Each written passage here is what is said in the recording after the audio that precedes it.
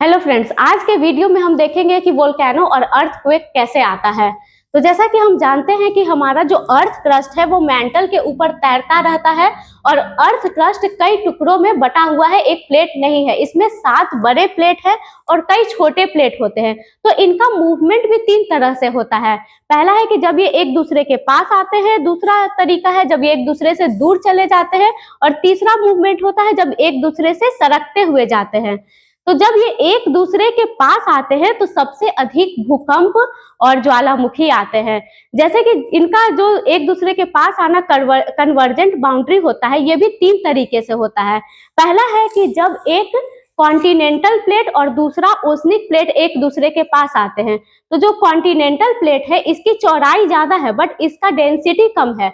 दूसरा oceanic plate है, इसकी चौड़ाई कम है लेकिन इसमें डेंसिटी ज्यादा होती है।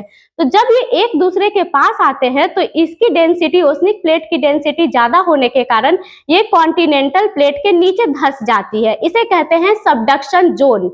तो सबडक्शन जोन जब अंदर जाता है तो ये अंदर मैग्मा के पिघल जाता है और मैग्मा के रूप में, ज्वालामुखी के रूप में अर्थ पे निकलता है और इससे जो एनर्जी रिलीज होती है वो भूकंप के माध्यम से अर्थ के ऊपर आती है।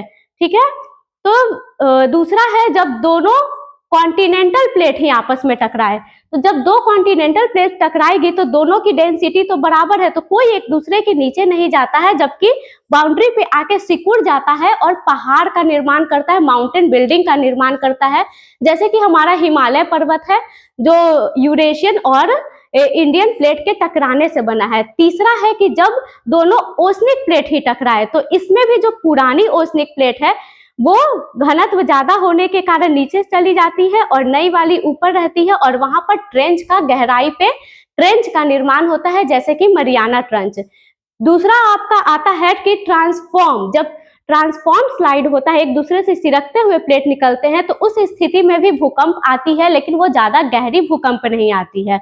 और डाइवर्जेंट प्लेट बाउंड्री से भूकंप नहीं, ज्वालामुखी आती है। जब दो प्लेट एक दूसरे से दूर जाते हैं तो उस स्थिति में ज्यादा भूकंप नहीं आती है, ज्वालामुखी आती है, बट उसकी भी संभावना कम रहती है। तो हम देख रहे हैं कि सबसे ज्यादा भूकंप और ज्वालामुखी कन्वर्जेंट प्लेट बाउंड्री में आती है जब दोनों एक दूसरे से टकराते हैं।